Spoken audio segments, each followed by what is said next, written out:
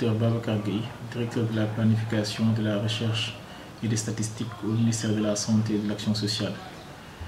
Comme vous savez, le ministère de la Santé et de l'Action sociale, en relation avec le ministère de l'Industrie et du Commerce à travers le CICES, organise un événement international, en l'occurrence le Salon international de la santé et du matériel médical, communément appelé CISDAC, qui en sera à la 10e édition. Et cette fois-ci, la particularité, c'est que ce salon sera couplé au Salon de la santé des États membres de l'Organisation de la coopération islamique. C'est un événement majeur et dont le thème aujourd'hui est un thème d'actualité. En l'occurrence, la santé est un vecteur de développement économique pour les pays de l'Organisation de la conférence islamique. Nous savons tous que la santé aujourd'hui ne doit plus être considérée comme une finalité, mais la santé constitue un intrant majeur pour le développement et pour l'émergence. C'est à ce titre que nous avons tous su lors des dernières années que suite à la pandémie de Covid-19 que la santé, la pandémie pourrait freiner l'ensemble des efforts que les pays ont eu à faire dans le cadre de leur essor économique et aussi pouvoir mettre en œuvre des activités, mettre en œuvre des interventions. Il est important d'être en bonne santé et aussi la santé sur certains aspects avec l'émergence et la propension des maladies chroniques non transmissibles peut engendrer, donc en tout cas ces maladies-là peuvent engendrer des dépenses catastrophiques, d'où l'importance d'adresser la santé en tant qu'intrant au plan du développement économique des pays, notamment ceux appartenant à l'Organisation de la coopération islamique. Nous nous réjouissons de la tenue à Dakar de ce 10e CISDAC avec des événements majeurs qui auront lieu au cours de ce CISDAC-là. Donc je vais peut-être en mettre en exergue 4.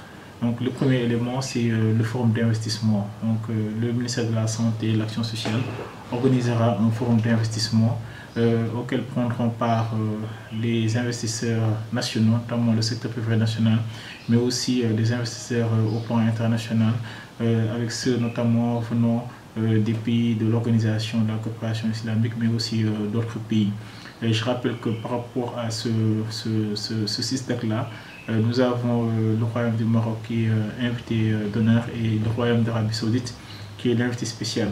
Alors, pourquoi le forum d'investissement est important? Parce que comme vous savez, le Sénégal, ou le ministère de la Santé et de l'Action sociale, suite à la présentation du chef de l'État, son Excellence M. Bassirou Diomaye Diakhar Faye, de l'agenda national de transformation Sénégal 2050 au mois d'octobre dernier, tous les départements ministériels ont eu à élaborer ce qu'on appelle leur lettre de politique sectorielle pour voir comment contribuer à la mise en œuvre de cet agenda national de transformation qui constitue aujourd'hui le référentiel de politique publique. Alors le ministère de la Santé et de l'Action sociale a validé le 25 mars dernier, sa lettre de politique sectorielle. Et il est important de retenir que dans le cadre de cette lettre de politique sectorielle, en termes de financement, le coût global est estimé à près de 2260 milliards de francs CFA.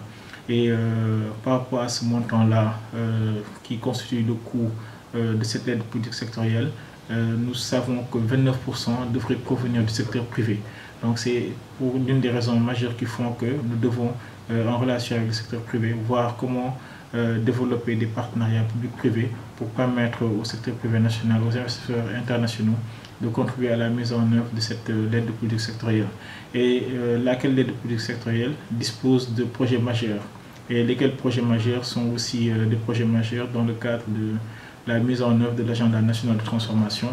On peut citer par exemple le projet de relance de l'industrie pharmaceutique. On peut citer le projet de digitalisation intégrale du système de santé. Il y a aussi un autre projet qui est très important dans le cadre du relèvement du plateau technique en termes de ressources humaines, d'infrastructures, d'équipements de maintenance et de disponibilité de médicaments. Et aussi un autre projet de développement des laboratoires. Donc c'est à ce titre qu'il est important de pouvoir échanger avec le secteur privé national, les investisseurs internationaux, pour voir un peu comment développer des partenariats publics-privés afin de mettre en œuvre de façon optimale ces projets au cours des prochaines années. Ça, c'était pour le forum d'investissement. Maintenant, il y a un forum scientifique qui sera organisé aussi au cours de ce salon. Et au cours de ce forum scientifique, diverses thématiques seront adressées. Dans le cadre, dans le domaine de la couverture sanitaire universelle. Et quand on parle de couverture sanitaire universelle, c'est 3 piliers essentiellement. Déjà sur l'offre de services de santé de qualité, ensuite sur la protection contre le risque financier des populations et surtout la question de la prise en compte des déterminants de santé. Et c'est ce forum scientifique-là. Au cours de ce forum scientifique, nous aurons l'occasion, avec des experts internationaux et des experts nationaux, d'adresser les questions relatives à la disponibilité des ressources humaines de qualité. Donc non seulement que ces ressources humaines-là puissent bénéficier de formations de qualité, mais aussi puissent être réparties de façon équitable sur tout le territoire national. Il sera aussi question de la disponibilité des médicaments. Donc tout à l'heure j'ai parlé de relance de l'industrie pharmaceutique locale. Donc une chose est d'avoir des médicaments disponibles, mais surtout il est important de veiller à ce que ces médicaments-là soient des médicaments de qualité. Donc il faudrait vraiment qu'on puisse travailler sur ces questions-là. Et aujourd'hui aussi, en plus des ressources humaines, en plus des médicaments, il est important d'adresser la question des infrastructures. Et puis, par rapport à cette question des infrastructures-là, nous avons connu des événements malheureux des années précédentes. Il faudrait qu'on puisse réfléchir au cours de ce forum scientifique comment on peut garantir la sécurité de nos infrastructures. Un autre aspect aussi qui est important dans le cadre de l'offre de soins de qualité sont les équipements. Donc c'est un forum qui permettra d'échanger autour des équipements, des dispositifs médicaux, mais surtout d'adresser ce qu'on appelle la question de maintenance. Donc le Sénégal fait régulièrement beaucoup d'efforts pour pouvoir acquérir des équipements, mais il est important aussi de mettre en place des mécanismes qui devraient permettre d'assurer une maintenance optimale de ces équipements-là, tant au plan de la maintenance curative, mais aussi au plan de la maintenance préventive. Autre question aussi qui sera adressée au cours de ce forum scientifique, c'est sur la question de la promotion de la santé et de la prévention. Vous l'avez suivi récemment et puis depuis la présentation de l'agenda national de transformation, le chef de l'État a clairement indiqué qu'aujourd'hui la prévention et la promotion de la santé devraient être au cœur de la politique sanitaire. Et il est important à ce titre de pouvoir adresser les questions de l'approche de la santé dans toutes les politiques et en relation avec les autres départements ministériels. Ce sujet sera adressé pour pouvoir examiner les voies et moyens et les cahiers de charges que les autres départements ministériels devraient mettre en œuvre pour contribuer à l'atteinte de la couverture sanitaire universelle au niveau de notre pays.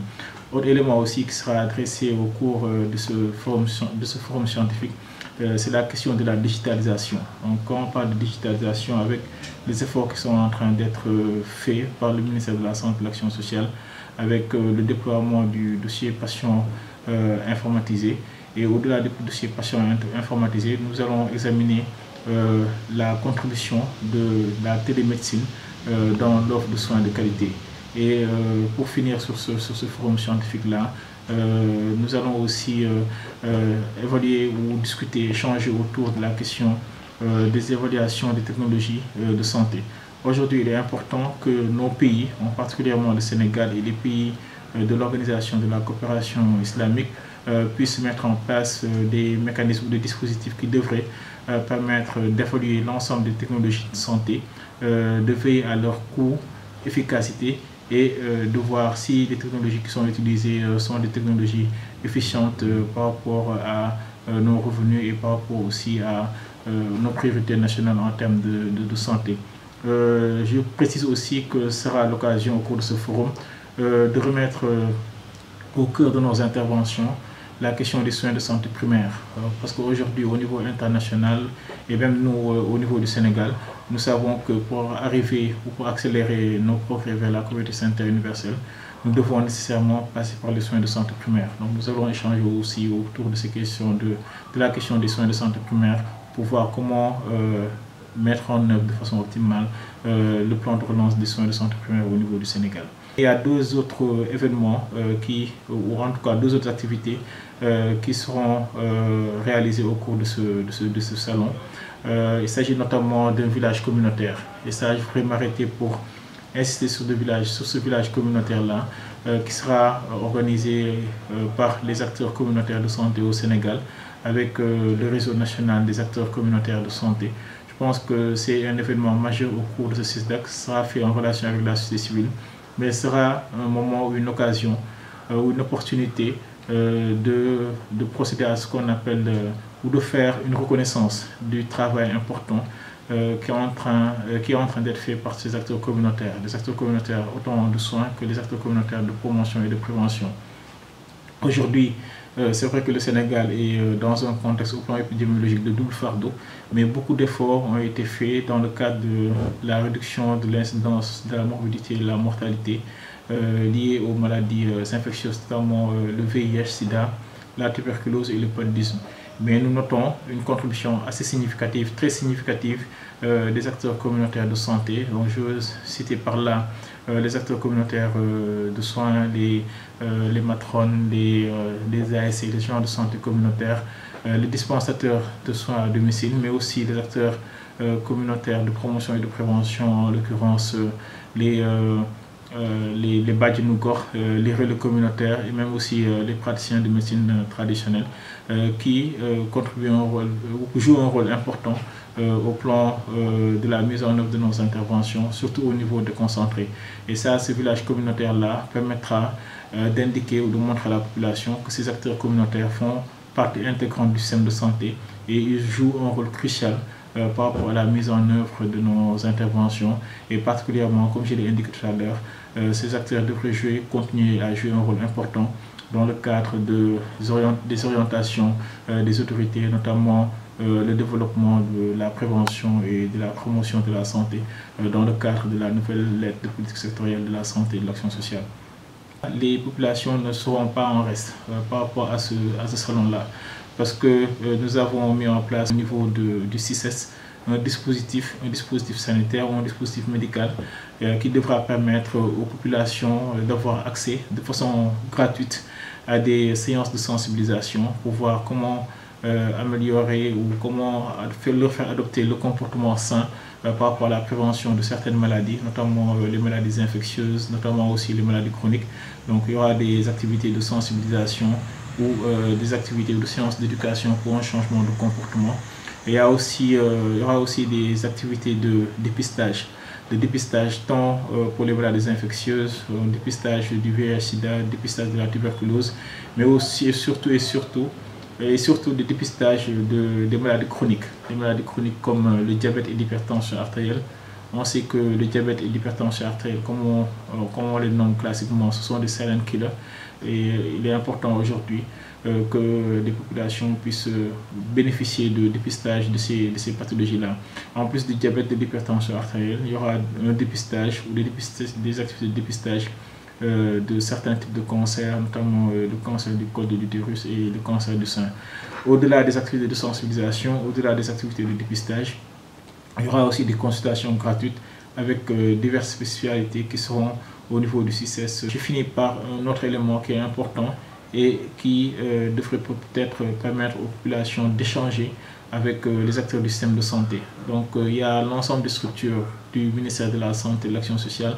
Quand je dis structure, c'est tant des directions au niveau central que les services techniques déconcentrés qui auront le stand et qui auront l'occasion d'échanger avec les populations. Parce que régulièrement, on voit qu'il y a des difficultés de communication entre les prestataires de santé et les populations.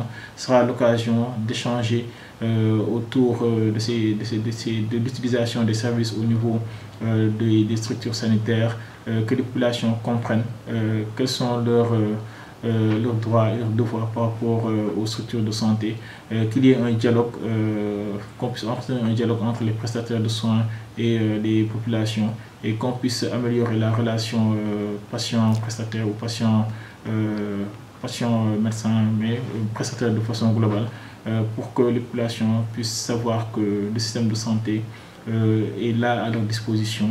Et il faudrait que nous, de notre côté, quand je dis de notre côté, c'est le ministère de la Santé et de l'Action sociale, avec l'ensemble des parties prenantes, qu'on puisse prendre des dispositions pour veiller, dans le cadre de l'utilisation des services de santé, à la sécurité des patients, mais surtout à la satisfaction des usagers. Merci.